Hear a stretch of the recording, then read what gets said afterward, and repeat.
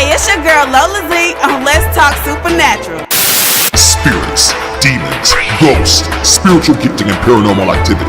It's about to get raw and uncut. Ain't nobody talk about this here on LTS Radio. That's crazy, right?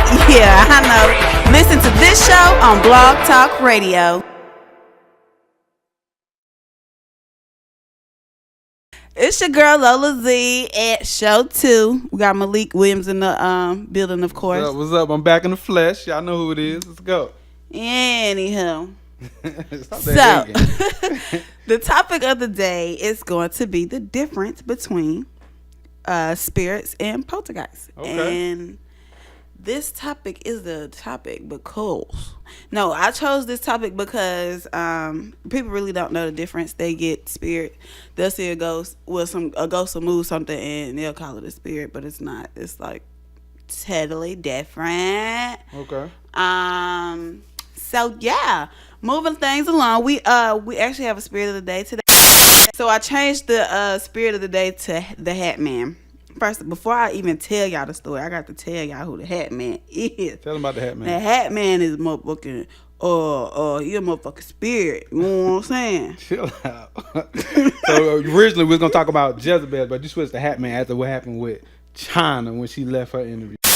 Real knowledge of the Hat Man. It says, the Hat Man appears much in the same way as that the shadow people do. But unlike the shadow people, the Hat Man encounters bear a few striking differences that set it apart. When he appears, often during that night, the Hat Man is always seen wearing a wide-brimmed hat. And though most people are unable to make out any distinct facial features, he is usually described as a solid black mask. Witnesses also, are often unable to describe the Hat Man's lower body as if he seems to float silently above the ground. Now, the Hat Man is often centered around basements and closets and appears to manifest in situations of intense negativity and family dysfunction. In fact, many times, if one of the person in the household has started experiencing visits from the Hat Man, it's almost guaranteed that another family member will begin seeing the strange shadow man soon afterwards. She crazy. For many, the Hat Man has been present with the person seeing him since their childhood. He is easily spotted in hallways and is standing in the basement, usually paying no mind to the people in the home. After a while, the Hat Man will disappear and may never return. These damn spirits need to start paying rent, electricity, something. They chilling in the house, ain't got no mortgage, they ain't got no bills due. Come on, man. This shit ain't free. You always talking about somebody to pay rent. Where are they free out here? The fuck going on? Anyway, we're on the other end.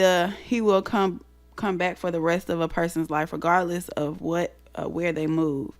At first glance, it's easy to want to clump the Hat Man into the same category as the shadow people. The Hat Man is not derived of the shadow people, as the shadow people are of different entity source and are manifested from Earth, where the Hat Man is derivative and from a demonic host. And while she reading that, can we get the picture of the Hat Man up? Get it to show the people. For sure. I forgot why. Yeah, don't worry. I got you to take care of it. I got it. Yeah, pull that picture on up. Let them see anyway, if you are encountering the Hat Man, it is time that you begin to examine the relationships that you have with the people in your home and the relationships between others in your home. The Hat Man comes in dysfunction and confusion and is often malevolent and spurring more evil in the home, usually ending in a surprising death of a loved one. Consider him the manipulator of death through dysfunction and the author of fear and confusion. His presence is also very powerful warning, indicating that things are not the way, what they may seem. Take your time. Shut up. In your home, Hat Man scaring you. Take your time. I'm excited because I really want to tell the story. But anyway, see him in your home or life right now, and you should open your third eye. Okay, so pretty much the Hat Man shows up in your life or your house where you got a lot of dysfunction between family members or relationships and things of that nature. Now, since I read the definition, I got to tell y'all this shit right motherfucking here. Okay. Talk to the people. Okay, so anyway, when I did the interview with China. Listen. after we did the interview, right? She gave me a little reading or whatever. So of course it's a lot of goddamn what is it called? Frequency. It's a lot of frequency going on. Right. So we walk her outside. Me, of course, James here. You know, he helped with the podcast or whatever. We walk her outside. Well, they was already outside, mind you. I was up here. I don't know what I was doing. I was doing up here. Yeah, we was up. We was talking. Yeah, we was. Right. Okay. So after I did the interview, we was talking. Me and Malik was talking. And I had went downstairs. We both went downstairs or whatever. But I was talking to one of their brothers or whatever, and Malik was already standing over there by the car where James and China was actually located. I started walking up, you know, me being me, I ain't paying attention to nothing that's going on. Malik, as soon as I walk up, Malik got the straight face, and he handed me his phone, and it was a picture of the Hat Man. But I ain't think nothing of it. His face was straight as fuck. Like, his face was so damn straight. And I'm telling you, look. No, wait. You gotta wait. Hell no. You gotta let me tell my portion so they can add up. So they can come together. No, you got to wait. No, she ain't come downstairs yet, right? So it's me, China, and James. We beside China car now. Mind you, I ain't see it at first. I just felt something, but I knew already what time it was. So Nita, she coming from out my garage, and China parked on the side of the road or whatever in front of my house. So we over there talking. So the whole time they talking, her and James. You know, James, I can't say he just ignore shit like that. This like he used to it. So when he see it, he just go on and carry on regular everyday life. Mind you, I see stuff, but I ain't used to it. So I done pulled the spirit up out the group of James Cato School for Supernatural. So I done pulled it up on my phone. So I'm reading it. I feel it, and I kind of my intuition or my discernment kind of told me like, okay, this what this is you're feeling. Now when it's coming from China's car, her back seat. So Nita's walking up to me. She walk up to me. So as soon as she walk up to me, I just show her the picture like, look at this. Okay. So anyway, reverse back to my side of the story. So I'm walking up and I'm just being not careless, and I see her, the inside of her truck, y'all. I was ready to run. The inside of it was black as fuck. It's dark outside, but you got the street. It's a neighborhood. It got street lights, so you're still able to see like that orange street light through the windows or whatever. You couldn't see none of that shit through her windows, y'all. It was so motherfucking black. And you know how you kind of just hang out somebody's car and you talking, you chit-chatting with somebody that's standing outside. Y'all ever seen darkness get dark? That's how I looked inside of her car. That's what it was. And you know, I could only see a portion of China's face. Like her whole body was hanging out. She was sitting down, but her body was hanging out the door, the driver's side. And I could only see a portion of her face. And I looked at it. It kind of made me feel off, but I try not to scare myself. So I was like, oh, I'm tripping. It's just because I was staring. Maybe I walked up, you know, my eyes did something trying to adjust to the darkness or some shit like that. So I ain't paying no attention. So I walked back off. No. Malik. I walked off. No, Malik gave me the phone. He gave me the phone, and it was a picture of the Hat Man because, of course, the school had posted the Hat Man in the group a couple of days earlier. So I looked at it. I was like, oh, yeah, I seen that shit. And I started, and then in my head, I was like, why he showed me that? And I gave him the phone back, and Malik, like, his face, y'all, his face was so motherfucking straight. Like, he was in shock, and he walked slowly away, and I ain't paying no attention. And I had walked off, and I had went and got a cigarette. I started smoking my cigarette. And goddamn, then I heard something go, oh shit. Look, I'm already gone. Look, I'm already in the house. I already knew what time it was. What the fuck? And then I start smelling cologne. And I'm like, damn, I can smell that shit all the way over here. What the fuck is that? And so I walked over there trying to, she acting normal, but she like, damn, that shit there's something going on. And I'm looking at James laughing and shit. And so that nigga gave 2 fucks. He ready to eat. He about to go get something to eat. No, y'all. That's something spiritual, because that can is fucking freezing. That can is ice cold. And I looked down at the can on the grass, and it was one of them cologne cans, like an Axe can or something like that. That shit was smelling and good. That shit was perspiring. It had like it had a lot of sweat droplets on it. So she picked up. She said that shit feel like I just took it out of cooler, ice cooler. You know how you get a can out the cooler at a cookout and it be real fucking cold. That's how it felt. And it's hot as fuck outside. There's no reason for that can to feel as cold as it fucking did. So James picked up the can. Like 80 degrees outside now. 80 degrees. When James picked up the can, he was like, "Oh my God, it's so cold. It's so cold." I'm like, "What the fuck?" He's like, "Feel that, feel that." I grabbed the bitch with my right fucking hand jaw, and it instantly, when I touched the can, that can sure enough was cold as fuck, and my eyes began to tear up. It began to water, and my whole body was covered in chills. I threw the can. I couldn't take no more because the feeling was so overwhelming. I started getting hyped. I was like, "What the fuck? What is going on?" He was like, "Yeah, before that, he pulled the purse down before the can exploded." And I'm like, "What the fuck?" And then I was like, "Y'all, both of them can see stuff. Both of them can see ghosts. They can see whatever the fuck it is. They can see shit. I can't see nothing. I can only feel it." So I'm like, "What the fuck? What's going on? Y'all spiritual people, y'all better tell me what the fuck going on." I was going to fuck off. And then James, he's like, "Oh no, I'm finna see. So he opens the back door, looks, and he said, "Oh, the Hatman sitting in your back seat." Look. All calm and shit. I'm like, "What the fuck?" Don't give a damn. I wanted to see it, but then again, I didn't want to see it. So I was kind of like, you know how you look at shit in your peripheral, and like, You know they're playing hopscotch with the girl. She about to jump in, jump out. She don't know what the hell to do. That shit was crazy, and both of them trying to sit in there talking about, "You better get the fuck out of the back seat. You can't ride home with us and shit." And I'm like, "Bitch, that motherfucker ain't listening to you." That's what I'm saying in my head. You know what I'm saying? That motherfucker's not finna leave. He was back there sitting. He's sitting back there in the middle of the seat. That explains why. Because something was going on in their house or something. And James was saying that's why she was so drawn into the house. And I talk about the house in the interview. And you'll see that when we pull it up, but that's just my experience that I wanted to share with y'all. And then I learned that night also that I was a toucher. So in high frequency situations, like if it's like some real shit going on, like for instance, if it's a spirit involved or anything like that, or even if I'm around somebody that has a true gifting and we link, it's like a high frequency that goes on. If I touch something, I'm able to read it. So I learned if I would have held that can even longer, I would have known exactly why the Hatman was there. But a bitch wasn't trying to figure that out because that shit was very overwhelming. So I just wanted to share that with y'all. So that's why I changed the spirit of the day to the Hatman, because I actually experienced that shit. And it was wild as fuck. I didn't see him, but I felt that motherfucker. He was definitely there.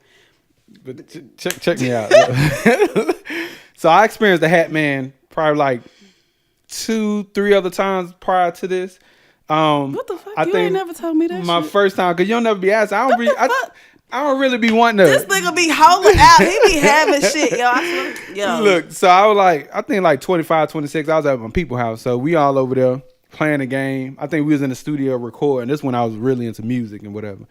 So we over there, everybody kind of in the studio at my homeboy house. So I'm sitting on the couch, kind of just chilling, whatever, just laid back. Again, you know how you see things out your peripherals, but you don't know what they is. So I see something like kind of shooting across the hallway, back and forth, back and forth, back and forth. So I'm kind of talking to myself. Now, ain't nobody in the living room but me. And then everybody else in the studio. So I'm looking and I'm kind of like, man, what in the hell is that? So I'm thinking the light flickering on and off. So I was like, all right, bet. I like, this is what I'm going to do. I like, I'm going to give it some time. I'm going to give it like 5 more minutes. I looked at my phone. This is the slowest 5 minutes ever. So I'm like, man, god damn. So I like, fuck it. I'm about to man up. So I get up. I'm leaning forward like this. I done leaned forward. I done saw the goddamn Hatman standing right there. Probably about, I don't know how far he was standing, but he was a good distance. And so I'm looking, I'm like, man, the first thing popped in my head was act like you don't see that motherfucker. So I done stood up like that. I done leaned forward and tied my shoe like I don't see a motherfucker right there. So I done leaned over and tied my shoe, leaned back. Now I'm nervous the whole time I'm tying my shoe. See, he got that brim hat. You know that brim? I think Freddie had one. Mm-hmm. Freddie had that brim hat on. Yeah. But this one just like, it's just like a silhouette. Just imagine Freddie without the claws, just a hat on. So I look up. Or the face. Yeah. you don't see nothing. So I look up, all I see is the shadow. So I'm like, man, I'm like, oh, hell nah. So I done sat back down. I done goddamn closed my eyes and shit. I'm up there clicking my heels. Where were you at? You was at home? Nah, this is at my people's house.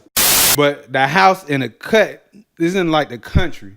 So it's just a couple of houses beside, and everything else is like pitch black outside.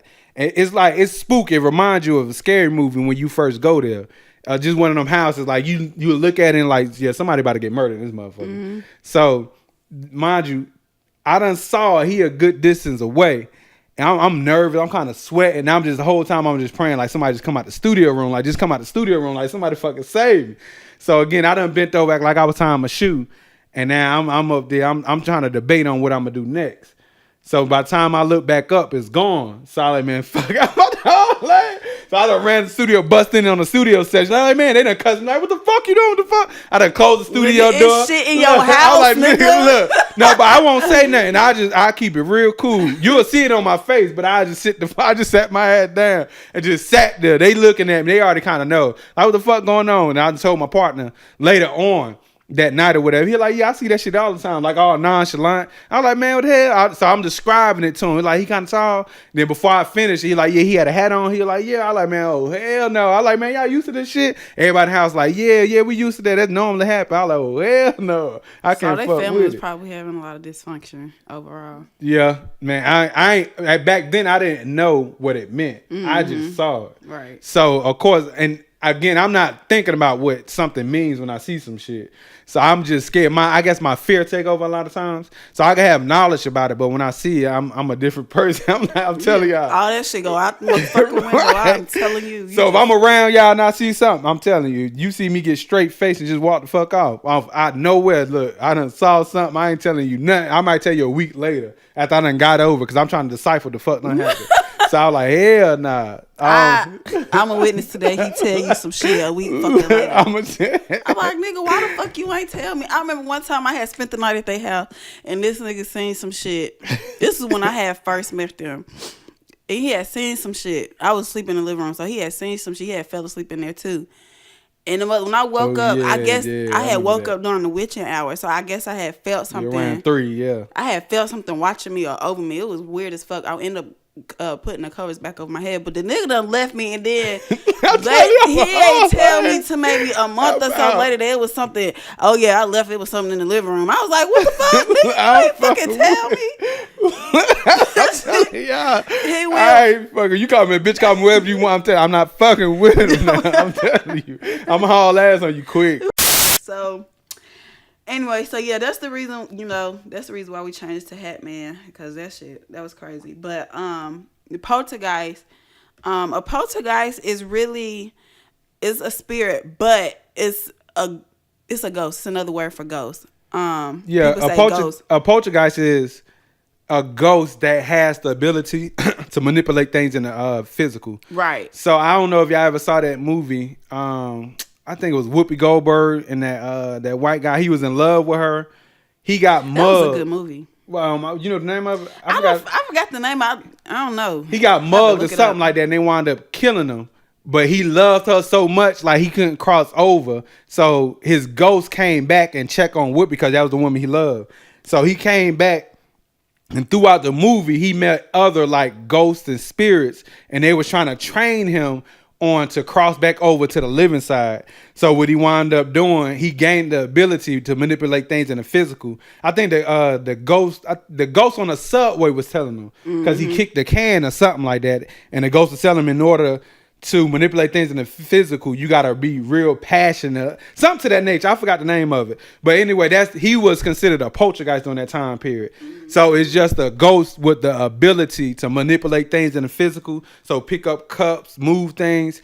Whereas just a spirit or a ghost you just see them, but they can't change things in the physical. Right. So in other words, they will move some motherfucking shit. Right. So when you put something down and you go back to it and that shit done move to the other side or it's not there no more, it's probably 9 times out of 10 that's probably what's going on. Or they actually come from empaths, and that's because empaths are based off emotions, and ghosts actually feed off of emotions. So they create, and me being an empath, we create ghosts and give them that power to actually move things. So pretty much it's like, where we see some shit like that? What? Well, we here talking right now, and that man lift up that coffee cup. I'm getting the fuck out. We gonna pause this motherfucking show. I'm finna tell James, bring your ass in. Tell that bitch you got to go so we can finish this goddamn show. Y'all want to see a nigga do running full flat easy? I'm telling you. I'm not fooling with it, but yeah. So that's pretty much what they is. They're able to move shit around. They're able to say your name. They're actually able to talk. You know, sometimes you be sitting there, you hear your name, that's probably what it is, and it don't be nobody else around. You be like, damn, somebody called my name. That's exactly what it is. You got some fucking experiences. The poltergeist. Yeah, man, I almost ain't see that. I was trying to override it. You know what I'm saying? Fuck Keep that. moving. You finna tell them. The experience with the poltergeist. Man. I'm trying to think of one that stood out the most. I had like numerous encounters. I guess one that stand out right now. It's like small stuff. Have y'all ever, I guess, been in a house by yourself just in a house by yourself and you play something somewhere? Mm-hmm. Say like your keys, your phone, something small like a CD. I was in a house by myself. This was recent. This probably about 2 months ago. Mm-hmm. I was listening to the music or whatever, and I took the CD out and I put the CD on my kitchen table.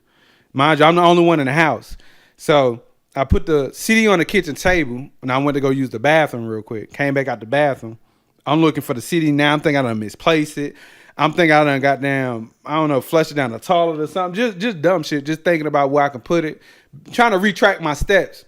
Then I remember I put it on the kitchen table.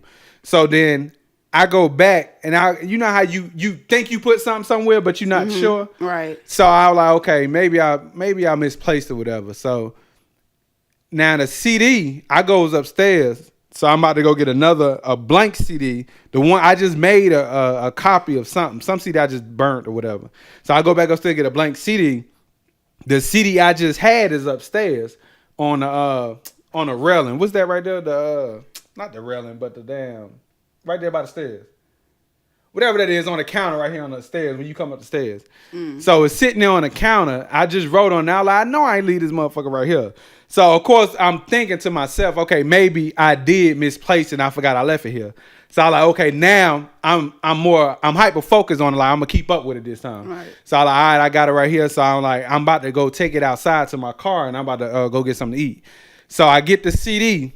Now I'm conscious of it this time. I'm hyper focused on it. I take the CD, I bring it downstairs, and I'm about to. This time I realize I'm putting it next to the lamp downstairs by my front door. Mm-hmm. So I place it downstairs on the lamp, right there on the whatever the lamp holding on to. I don't know the word of it right now. Got that. Whatever the lamp. So I put it right there. I place it down. Put my shoes on. I went to reach it now. Now, mind you, I ain't go nowhere else. I'm putting my shoes on. It's right there in arm's reach. I went to reach and get it. The CD gone. It ain't even right there. So now shit. I'm like, all right. So now I confirmed, like, I ain't tripping. So I'm like, what the fuck going on? So I'm looking around. I'm like, man. So what in my house, you got to take your shoes off because I got carpet on the floor. So I done got my shoes on. So I take my shoes back off, go back over there to the kitchen. Now, the CD on the kitchen counter. So, of course, it's me in there now. I told y'all earlier when I spent some shit, I'm hauling that. So, I done seen it. So now I'm speed walking out the goddamn door. I done forgot to put my shoes on. I'm outside with my socks on. So I'm waiting on my brother to come to the crib or whatever. So he pulled up just in time. So he pulled up. So he looking at me like, oh, hell, what the fuck you done saw now? He see the look on my face. So I done explained to him what the hell happened. I was like, man, look, I ain't fucking with it. So he like, man, just don't worry about it. Just go in the house. So I'm like, man, this shit crazy. I don't know if I keep dealing with this right here. So I found this video and I wanted y'all to see it because it gives a perfect example of what a poltergeist does. Now in the video, it's a little girl. She's about 5 or 6 years old, and she's telling her dad a lot. She keeps going back to her dad saying, Dad, somebody's messing with me. When she's trying to play, she plays by herself, so she don't have any siblings. Like, Dad, somebody keeps messing with me. Somebody keeps messing with me with my toys. Or I'm playing, they keep messing with me. So her dad is like, what, Malik? I just got to chill. So her dad is like, he does what any a father or mother would do, a parent would do when their child is saying something. You go and check it out and you don't see shit. So you're like, what the fuck? What's going on? So what he does is, because it's so repetitive and she keeps saying the same thing, he actually sets cameras up around the house. So in that nature, they trying to film going over the camera, you can actually see the poltergeist messing with the little girl, and the little girl taking off running like that. What the fuck? Listen, crazy shit going on. A man's young daughter began to complain to him that something in their new house was bothering her while she tried to play. But when her father asked what it was disturbing her, the girl never could exactly explain. This went on for a week. Each day, the girl would complain to her dad that something just would not leave her to play in peace. In an attempt to figure out what was going on, the man sets up cameras all over their house to monitor his daughter as she plays. When he reviews the tapes, what he finds is truly frightening.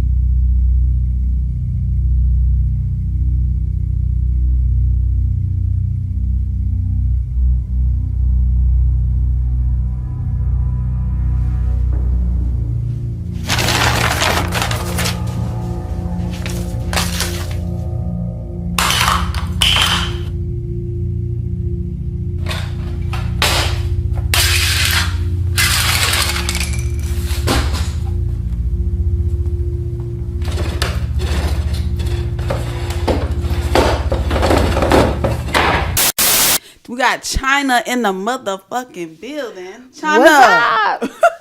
Tell the people what's up. Everything and then some. Plus a bag of chips on top. Okay.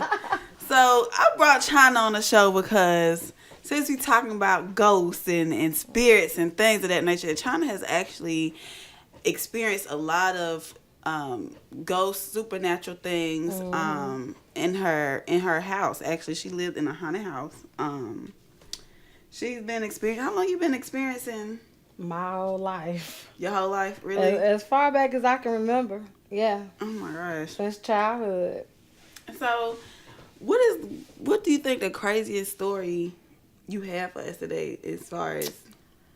Oh God, it's way too many. But if I had to pick one or two, the craziest thing that happened to me was that I went to go lay down. My neighbor behind me, she was my neighbor for about 5 years. She had just passed away. She got hit by a car. Oh my goodness. So I didn't realize it was her at first.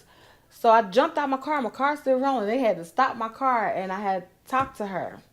And when she saw my face, she realized she wasn't by herself. I told her, I said, well, you know what? You're going to be okay because you know God will. But I don't know if you're going to make it or not, so pray with me. So we prayed.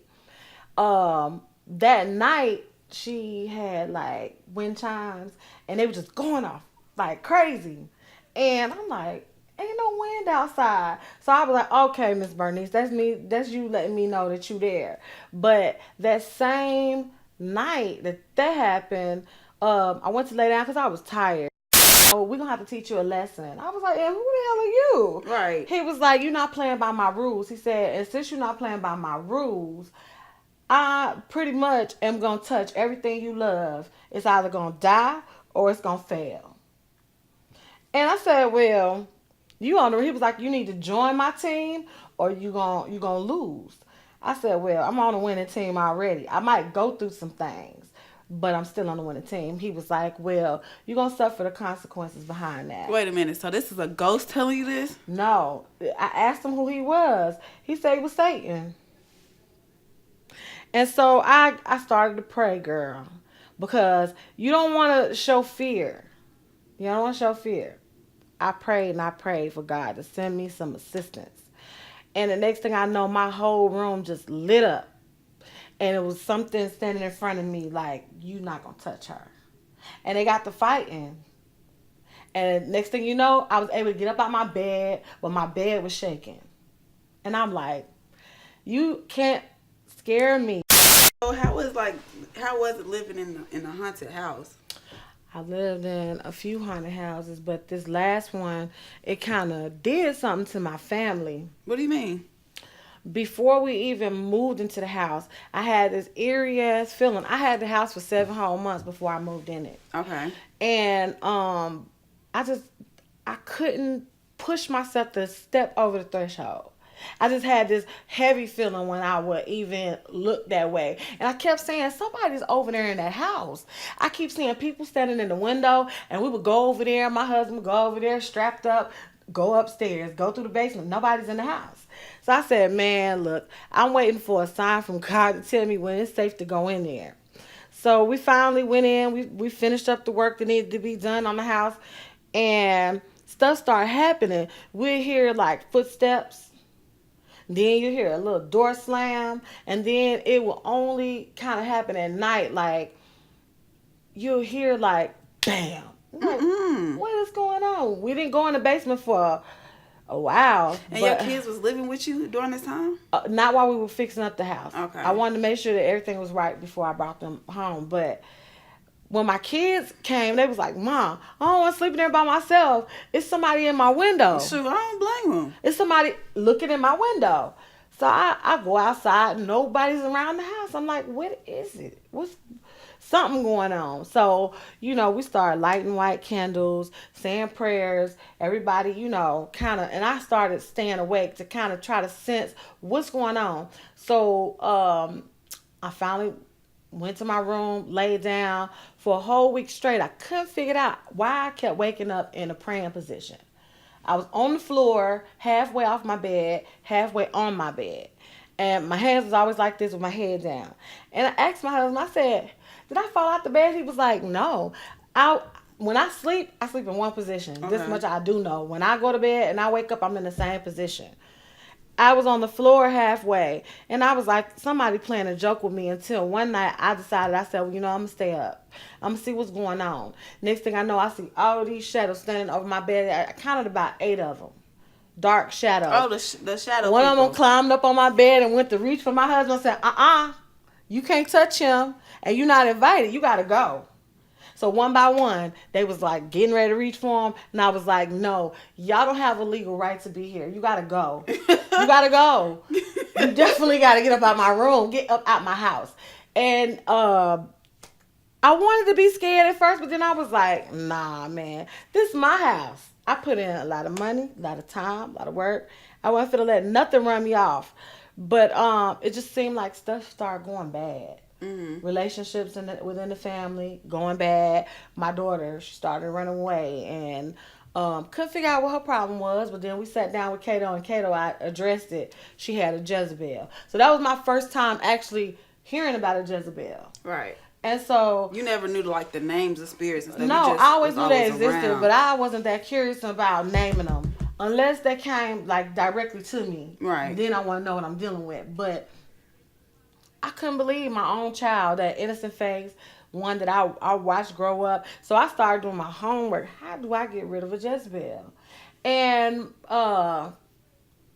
it's still taking a lot.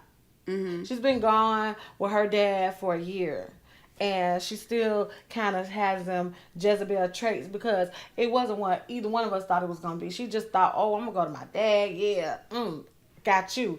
See, because Jezebel wanted to defeat me. I'm the mother. Mm-hmm. It's always to attack the mother or the female in the family. Right. For some reason, I don't understand. But it's from the loss of a father. Her dad, even though he's a great dad, we live in 2 different states. So he wasn't able to like be hands-on with the girls. But I always kept them informed. But she was just really affected by it. And it started affecting the little ones. And it's just a lot that we deal with, but prayer and love has broken a lot of that. She's a lot wiser, smarter, and doesn't make the same bad decisions. And she has issues as far as like for a while from, I want to say age 7. So your kids see ghosts as well? All my kids are gifted. Every last one of them, down to my 3-year-old. Wow. Very gifted. They can do a reading and be accurate. Okay, so all of y'all, your whole family, My whole family. y'all been seeing spirits. And you actually showed me a picture or a video of one of your daughters. Mm-hmm. And there was a spirit on the picture. It was actually a few of them in that photo. One day, my daughter took a selfie in the car. Mm-hmm. And I noticed something that didn't seem right. It was a set of eyes in the picture that I didn't recognize. And I knew it was nobody else in the car but her. So we zoomed in and we counted 17 faces. Whole faces. Some of them, look like humans. Some of them look like animals. And some of them look like some evil that you just don't want no parts of. Sharp teeth and all. So we kind of was like, we can't tell nobody about this. Because people won't understand. Mm-hmm. Especially people who are more on the scientific.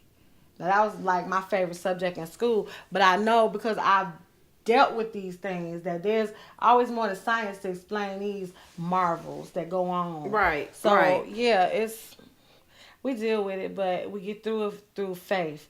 And the older I got, I kind of understood my gift. I really was like, didn't want no parts of it because it's just, I couldn't get any peace. I just wanted to be a normal kid and go to high school. How was it like growing up seeing poltergeists all the time or dealing with Lonely. mess with your your homework where they like pull books out the table? Like, yeah. How was that? It was just well, as far as I can remember, they still silverware. They still cups. Even ice trays at one house, cups and glasses. I'm like, what happened to all this stuff? And we keep buying it, but it keep disappearing, and don't nobody know where it went. Where would they take it? I have no idea. We still ain't found it. Oh my gosh. But, it was like, if we don't acknowledge what we think might be bad, because of course, if you got an older structure, it's got history. You don't know what happened there before you got there. Right. You don't know somebody was, viciously attacked in there, murdered, or even stuck in that house. Well, it seems like your family is just very, very spiritual, so I don't think it would even matter. It probably wouldn't, because things are attracted to us. Right. I tried to tell my ex one time. His friend kept calling his phone. I said, listen, 3 days before something actually occurred, I told him, I said, listen, I had a dream about your boy Marcus. I said there was this funeral. He was wearing all white. They went to carry him out of the church. Mm-hmm. But you know how the stoops look in Philadelphia? Where they ride, the police ride on the horses and stuff like that. So we were being led by a horse. There was no, I want to say, limo for the family. Everybody was walking down the street to the church. And his casket turned into like a plastic bin. And it started doing this, and the body rolled out. Oh my goodness. And so while they trying to pick him up off the street and put him back in the bin, this is like I want to say maybe this is what they store dead bodies in at the morgue. Mm-hmm. When they getting ready to transfer them somewhere else, they don't necessarily have body bags. They probably put them in bins. Right. But he was in this black plastic bin, and it popped open. The shoe fell off. They kept on going. We finally get to the church. On one side of the church, there was a daycare. Kids playing, pastor. On the other side of the church, when you walk through the doors, everybody's waiting. But instead of a casket sitting there, mm-hmm. and them taking the casket and rolling it to the front of the church like a regular funeral, there's this big, huge projection screen. And behind that is like an autopsy, some doctors and everything like that, and they, talking into the little microphones, and they saying, well, cause of death, this, that, and the third, saying that he had gotten shot. And so it bothered me because when I felt like I shouldn't be there at this funeral. Even though I knew the guy, I just felt like I shouldn't be there. Why was I seeing these things? And next thing you know, I turned my back from looking at him laying on the slat. Uh-huh. Because I walked back there like, what kind of funeral is this? You got an autopsy, and he's supposed to be in a casket. What's going on? Y'all supposed to been did that. So I go back there, and the doctor act like he don't really see me. He walks out the room, and then next thing you know, I look back at the doctor like, wait, where you going? And then I turn around, there's a body there standing up reaching for me, but it's no skin. It's no hair. It's just muscles and blood. Oh my and so gosh. He's sliding on the table like, cause he wants my help, but He reaching for me, but he can't get to me because the blood too slippery. I hauled ass about it. I woke up. I told him about it. He just was like, "You crazy." Typical stuff people will say to you when you get a warning like that. So, phone got to ringing. I said, "Answer your phone." I called him back. He probably just having an episode. The guy killed himself. Wow. He killed himself. So did he come back as a ghost and say anything to you? Or? No, he didn't, because that night after I realized he had committed suicide, I didn't even want no more parts of that, because I was more concerned about how my friend at the time was feeling about what had happened, because he felt like he could have done something about it. He was like, "Man, I'm gonna start listening to you, because you crazy, but you got something up with you. You know some stuff." I was like, it's no telling what the possibilities, when somebody will bring you a warning, you never know how that warning's gonna come. But even if you don't necessarily particularly, you might be skeptic about it. Mm-hmm. I always tell people, make a mental log about it, because it might not be something you can reference to right then, but later on down the line, be like, "Dang, she did say that." So you said was your kids in the house when that actually took place? No, they weren't there yet. They actually were at my mom's for the weekend when this happened, because we were still getting the plumbing in, so I couldn't have them over there just yet. But I had started seeing this man, a tall man. He was different from everything else I saw around my bed at night. He would stand in the corner and he would watch me. Like, you could feel this energy, and you could kind of, when something breathing, because it expands and then it don't. And I just felt uncomfortable, so I would pray and ask him to leave, because it's my house. And so he would back away and kind of walk away, but then, next thing you know, I'm feeling my covers do this. Girl. And it felt like it felt like he wanted something from me I couldn't give him. Have you ever had sex with a poltergeist? Girl, no. No. We got clink. Even that's why I don't sleep much.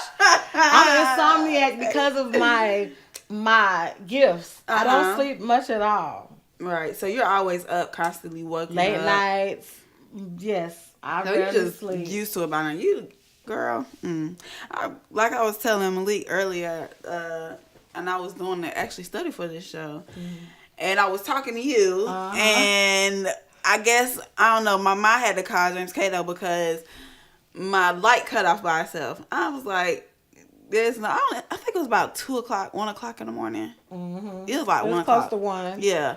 And I was like, what the fuck? Next thing you know, I heard like some footsteps, like the floor is vibrating. And I just jumped in my bed. And Kato was telling me, because I was studying it, and I guess I was scaring myself. I was opening portals and letting shit in, so I just went ahead and took my ass to sleep.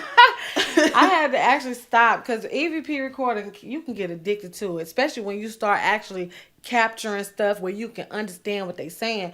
You open yourself up to so much stuff. Now explain EVP recording to people. Electronic voice projector. Like, most technology just taking over.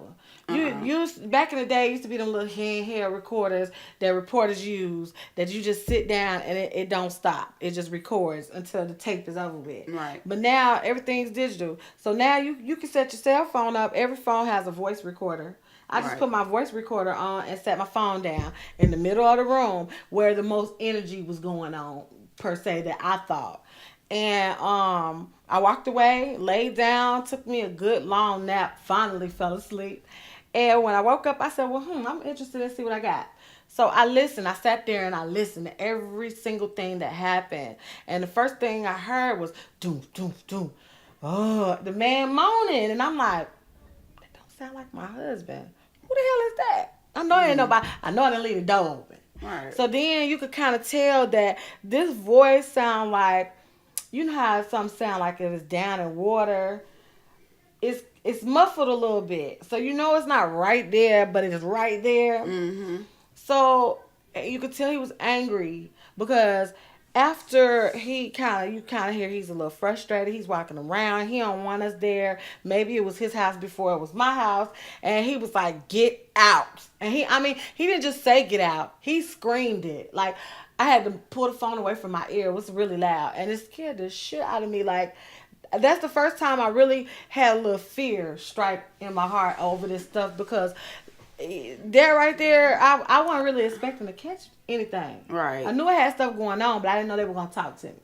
And so I had a little discussion with whoever this man is, and I explained to him, listen here, we are working on this house for my kids.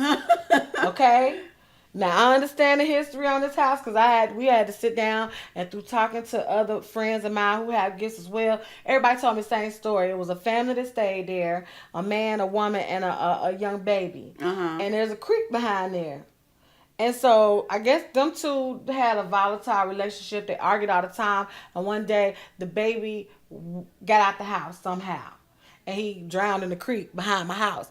So the woman blames herself. This is why they said I woke up in a praying position, because she's praying for forgiveness. Like, she wants to be forgiven because she was not doing her job as mom, watching this baby. Right. And the man is just disgruntled altogether. He don't want her. He don't want him. He just want to just see anybody suffer.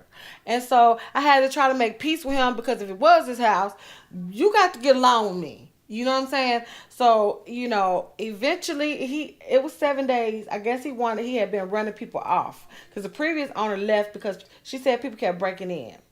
I said, well, I'm not worried about that. They can get in, but they won't get out. Not the same way anyway.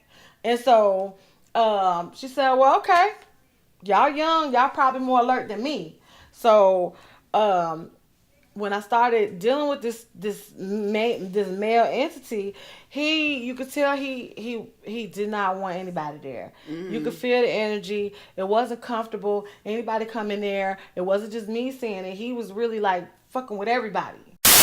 So when Kato came over to the first time, Kato told me he saw him. some stuff. Like, yeah, you gotta tell me about the story with the alarm clock. They taking the batteries out and the alarm clock still going off. Like, this was when we were doing the reading about my daughter.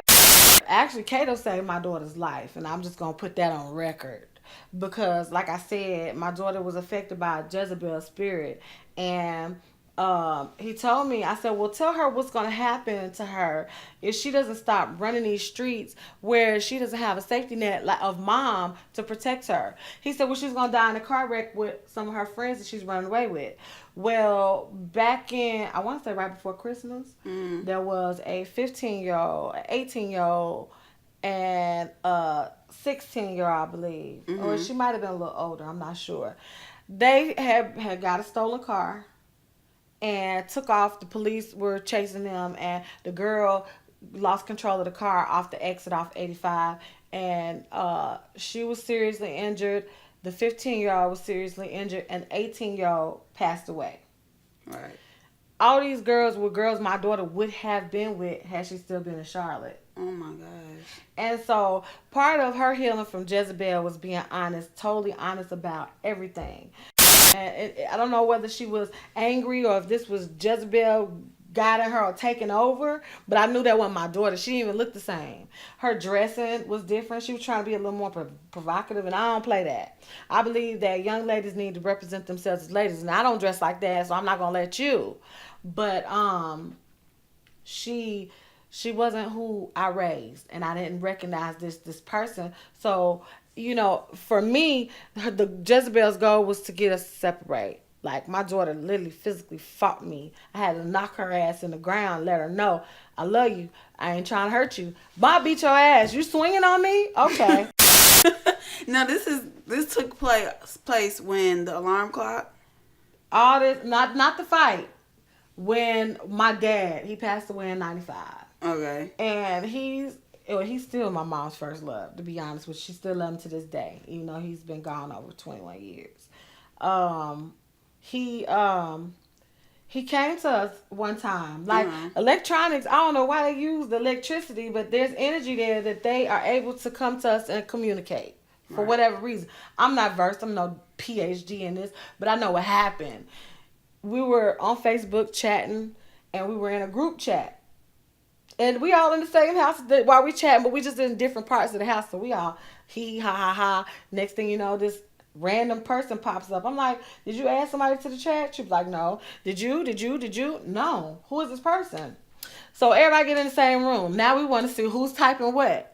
because somebody's typing these things saying that this is Kenneth, my dad's name. And I said, oh, quit bullshitting, who playing? Mm-hmm. He's like, no. And then my dad always told me stay sweet. That was the thing when he wouldn't say goodbye because he didn't like goodbye. He always said stay sweet.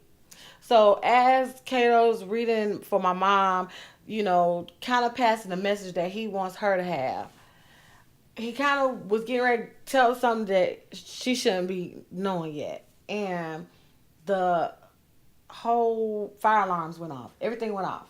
So we took the batteries out. Yeah, we took the batteries out. We're like, all right, you can go ahead and finish. It's quiet in here now.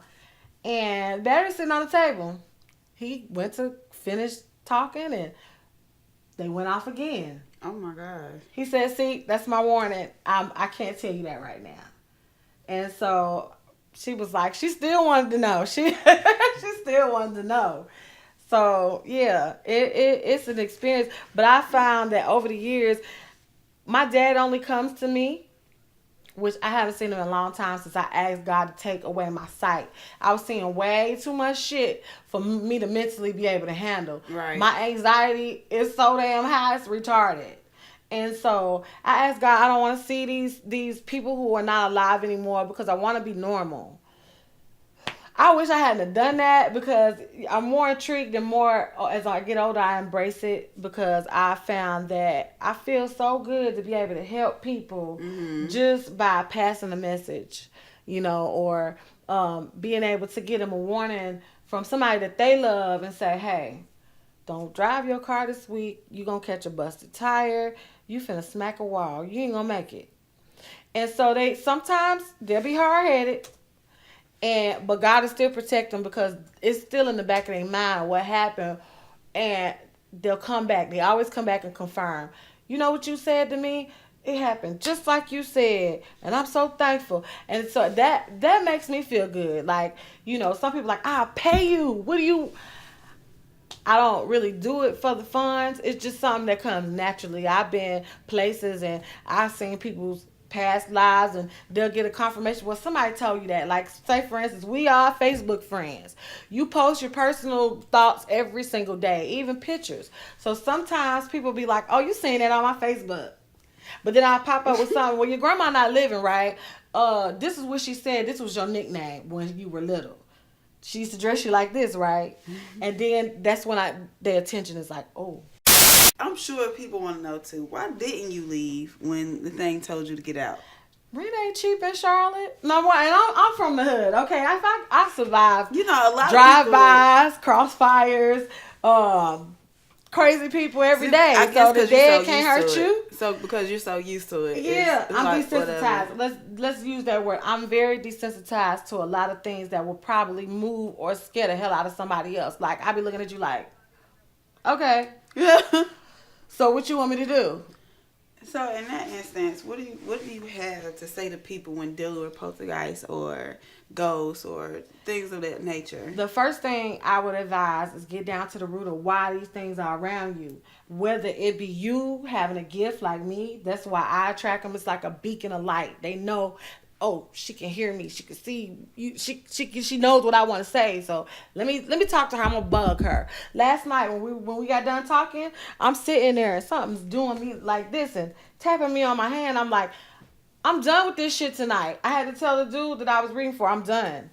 You know, you open yourself up and you take on so many other emotions, and you attract what's attracted to them by even letting people know about it. So it's like you sometimes will take on what their issue is. So you got to pick and choose your battles too. Pretty much, we already went over the difference between the poltergeist and the spirit. You should have some type of knowledge now. After I showed you the video, we went over exactly what a spirit was.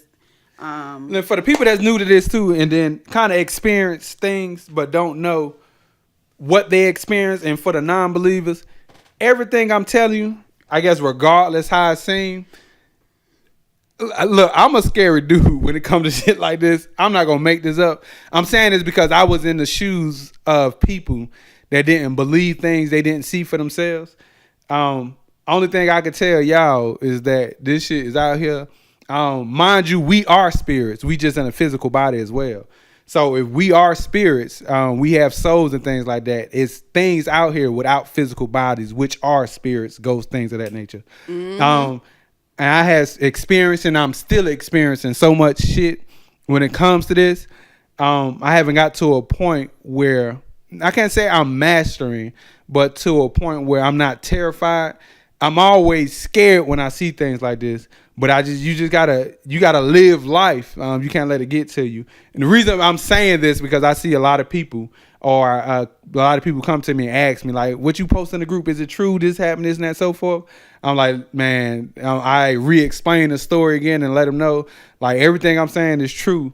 And also like, man, you just gotta. I can't say I want you to experience yourself, but it's out here. There's a lot of stuff that's out here. Most definitely, and my advice, because my advice to the people about this whole poltergeist and spirit thing, you can't let your fear get the best of you when dealing with something like that, because your fear can trigger a portal being open, which cause more things to come in the facility or wherever you're located, and it very may well attach itself to you. So you just gotta learn how to control your fear.